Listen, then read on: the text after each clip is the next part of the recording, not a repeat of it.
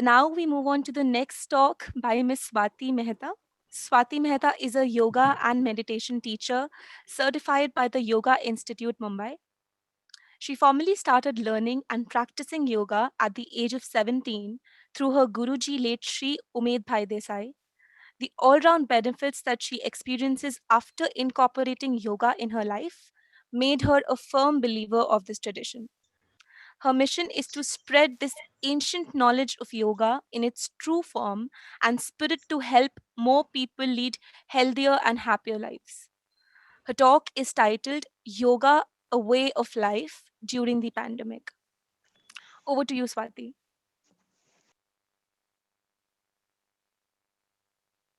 Thank you so much, Manya, for your kind words. Thank you so much, Shipra ma'am, for sharing your personal journey. It was really inspiring to know about the work that you're doing in this field. My name is Swati, and today I will be talking about how yoga can help you, the mental health issues that you are facing during this pandemic.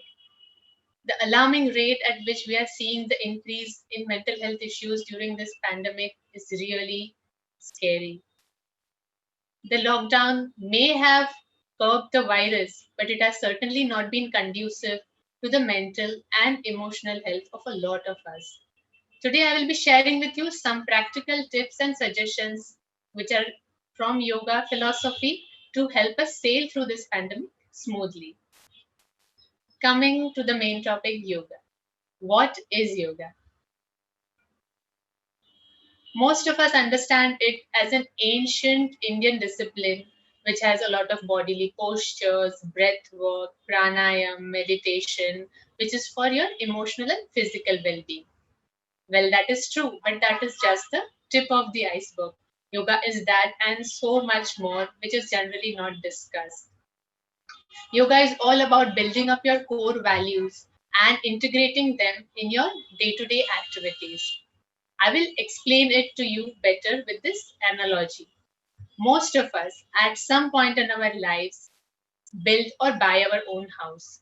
We spend a lot of detail in doing that. It has to be made very strong, the foundation is strong, the materials used are good. We spend effort, planning, money to see that you decorate it well on a daily basis. We clean it, we keep it fresh. But what about our permanent house? Our permanent house is our body, right? So, do we give it the same care and treatment that we give it to our houses? Do we give it the same effort to build a strong foundation for our body? No. We generally do it only when we suffer from some ailment. So, here is where yoga comes into picture. Yoga can give you a very strong foundation for your body as well as your mind by these four pillars of yoga. The four pillars are ahar, that is food for wellness, vihar, that is rest and recreation for wellness, achar, that is your routines which form your habits, and the last is vichar, your thought patterns. So we will go to each pillar one by one to help you understand it better. The first pillar is ahar, food for wellness. So there's a famous saying which we all know that jaisa an vaisa man. You are what you eat. So yoga looks at food not only as a source of nutrition but also for its effect that it has on our mind. So when you are suffering from any kind of mental illness, the state of your body and mind is very tamasic. Tamasic, which means dull, lethargic, unmotivated. So to come out of this state, you need to eat sattvic food. Now, what is sattvic food? A few pointers will be food that is easy to digest and assimilate. Secondly, it is freshly made, preferably at home. It should include all seasonal fresh fruits and vegetables, dry fruits, etc. And one another important point is it should be made and served with good intentions. The second point about ahar will be that whenever you eat in a very calm state of mind. Don't eat if you are agitated, troubled, disturbed, very tired, very angry. Just first come out of that mood and only then eat. Okay. Secondly is the concept of mitahar. Mitahar means eating in moderation. Never uh, overeat. Okay, no fasting, no feasting is what yoga recommends. So imagine your stomach is a circle. So fill half of it with solid food, one fourth of it with some liquids like dal, soup, buttermilk, lemon water, and keep one fourth empty for gases for assimilation of your food. Okay. The next important point is about dinner. Dinner time should be around 2 to 3 hours before you go to sleep, and the dinner should be the lightest meal of the day. Okay, this will help your body to recharge overnight so that it doesn't have to concentrate too much on digesting all the heavy food that you have eaten. And the last and important thing is always give a silent prayer of gratitude whenever you sit down to eat. Give a gratitude to the earth, the farmer, all the food chain, your local vendor, for the person who has prepared the food for you. Give them a silent prayer of gratitude. Okay? And never ever criticize the food you're eating and the person who has made the food for you. Always be grateful for that. So that was a little about the first pillar, ahar. Now we will go to the second pillar, that is vihar. Vihar is rest and recreation for wellness. Okay? So most of us, we spend our lives in two-dimensional way. I will tell you what I mean by that. Our work life, most of us spend a lot of time of our lives either studying, uh, doing our office work, our business, our household duties. And when there is some time left, we spend it with our family. We watch TV together, we have food together, we go out uh, for fun and everything. We do it with our family. And overwhelming majority of us spend our lives only between these two dimensions. We live a two-dimensional life. But what about time to take time for yourself?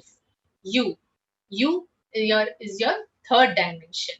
You have to take out a time, specific time on a daily basis for rest and for your recreation. For your recreation, I would recommend take 30 minutes at least daily to pursue some passion of yours, maybe your hobby, to learn a new skill, to do anything that gives you enjoyment. Why is this important? It is because doing something you enjoy will boost your emotional health, it will boost your creativity, and most important, it will take your energy into the right direction. Next, coming to the rest part. We all sleep for rest, but there is something more that we need to do. Every day, you need to do some consciously resting or relaxation. One of the easy way to do it is diaphragmatic breathing or belly breathing. You can see the diagram on the right side. For this, take out at least 5 to 10 minutes, maybe in the middle of the day or whenever you're very tired. Just lie down supine on your back, fold your legs, keep one of your hands on your navel, and you need to do inhalation and exhalation for maybe 4 or 5 counts. 4 counts inhale, 4 counts exhale, and watch the rise and fall of your belly. Observe your hand going up and down, your belly rising up and down. Your complete concentration should be on your breathing and the rise and fall of your stomach. After doing it for a few minutes, you will be really completely relaxed. It is because your body will change from the fight and flight response to the rest and digest mode. It has a very sedative effect on the body, and doing it for 5-10 minutes, you will feel that you are so refreshed as if you had a couple of hours of sleep. So, taking out time daily for Vihar, that is conscious relaxation, and doing some kind of recreation for yourself is very, very important. So this was about ahar. Now coming to the third pillar of yoga, that is achar. Achar is routines which form the right habits. The pandemic has resulted in a very big disruption of what routines we had, what things that we did. The things which we used to do earlier, we are not doing it right now. and things which we never did, we are now doing that. We don't know what to do with the time, and everything has become haywire. So now is the time to reset your routines to form the right kind of habits. Yoga calls it dinacharya, yeah? The way you spend your day. Okay. So for that, you need a few pointers. I'll tell you. Firstly, uh, if you have consulted a doctor, take your medications on time and follow the doctor's instructions. That is the most important thing. Second thing is take some kind of sun exposure for 5 to 10 minutes, if possible, every day. How does this help? Sun exposure increases the level of serotonin, the happy chemical in the body. It helps, it has a very mood boosting effect on our body. So daily sun exposure is a must for anyone who is suffering from mental health issues. I know we cannot go out during the pandemic, but still if you can sit on the balcony or your window, or maybe if you possible, just go down and take some sunlight. Okay. Also, the next important thing is fixed time for all the things that you do. You have to take out a fixed time for your exercise in whichever form you want to do, having fixed time for your work, taking out time for vihar, that is rest and recreation that we saw just now, and for your meal times. You need to have fixed meal times. Then you need to wake up and sleep on time. Try to wake up early and sleep early if possible. This will form a good habit, and slowly it will become very easy to you to get up. Yoga and pranayam are also a part of achar. If you are doing something regularly, it will slowly give you results. So if you don't know how to do yoga, you please take help from a practitioner. The pandemic has brought us everyone closer through the online platform, and everyone is teaching online, so you can learn it from the comfort of your home. Once you learn it, try to practice yoga asanas every day. Few asanas which are very energizing, invigorating, giving you more energy will be Surya Namaskar, doing the Trikonasana and its variation, the Veerbhadrasana series, the Tadasana series. You need to do these asanas in a dynamic way. Dynamic way means with counts. So in case like if you're doing Tadasana, inhale for some 3 counts, hold for 6 counts, and exhale for 3 counts. So each asana you will do with your counts and with your breathing to get the maximum benefit out of it. Okay. And when you want to relax after doing the asanas, don't do shavasana, or maybe do it only for a few minutes. You can rest while doing the diaphragmatic breathing or belly breathing. That is also a form of relaxation. Then coming to pranayam or the breathing practices. Beneficial pranayam for mental health conditions will be Anulom Vilom, Bhastika, Kapal Bhati, and Om chanting or any mantra chanting that you can do. It will create good vibrations. You will be in the moment because you're constantly doing an activity or doing the pranayam. And the most important thing here is uh, anyone who is suffering from any mental health issues, please do not close your eyes while doing pranayam. Okay. Now, this was about achar. Now coming to the fourth and one of the most important pillar, that is vichar. It is directing your mind towards positive thinking. It is changing your thought pattern, changing your behavior with the outside world. Okay. So few pointers before we move to the things that you need to do to improve. Firstly, whenever you are feeling that you are not well, you are feeling depressed, you're having some kind of emotions which you feel are not healthy, please seek help from a doctor. Talk to your doctor. Talk to somebody who you are close to, maybe a close family member, a close friend. But do not keep on talking about it to each and everyone that you meet, completely talking about it all the time. Okay. Second thing is stop over analyzing the situation. Why it happened? Why should it happen to me? Just as Shipra ma'am said, it can happen to anybody. It is just like any other disease. It can strike anyone. You just need to take help from him and you can come out of it. Another pointer is that Now, we are bombarded with a lot of negative news, constant statistics about the pandemic, of how many people are dying, how many people are suffering. Constantly reading and looking at those kind of news will make you more and more on the negative side. Try to watch those news maybe just once a week. Anything important happens, you will obviously come to know from somewhere. So don't keep on continuously focusing on all the things that are going wrong at the moment. Okay. Now we will come to the techniques which can help you direct your mind towards a positive thought pattern.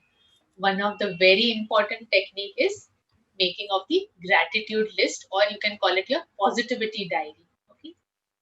Write down 8 to 10 points daily before going to sleep, so that of anything that has happened positive during the day. Maybe you saw a beautiful sunset, your mother made a favorite dish for you, you old friend called you. Anything that happened positive, just write it down. Slowly your mind will start looking at all the situations, all the actions in a positive. What positive is there in that? Because you have to write it in the diary every night.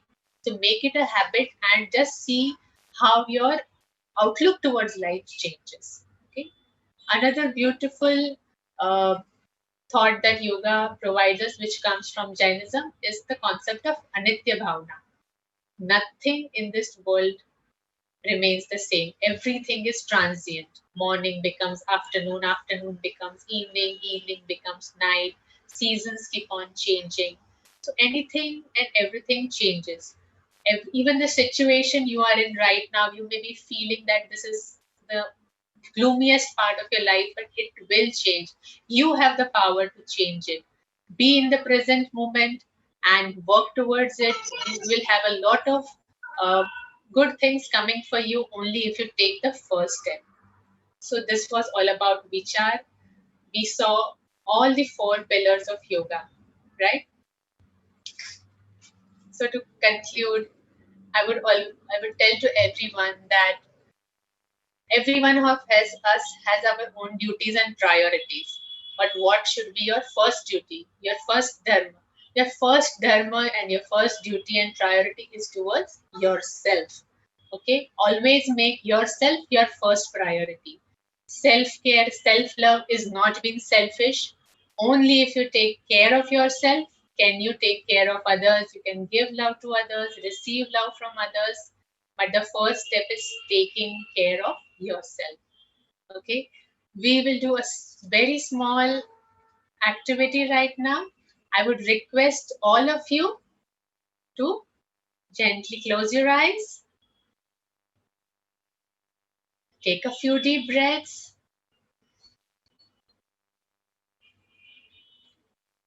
slowly raise your hands to the universe, look up and open your eyes. Collect all the blessings that the universe is giving you. Collect them all in your arms and give yourself a tight hug and say, I love myself. I love myself. One more time, raise your hands. Collect all the blessings the universe is giving you. Collect it in your arms and say,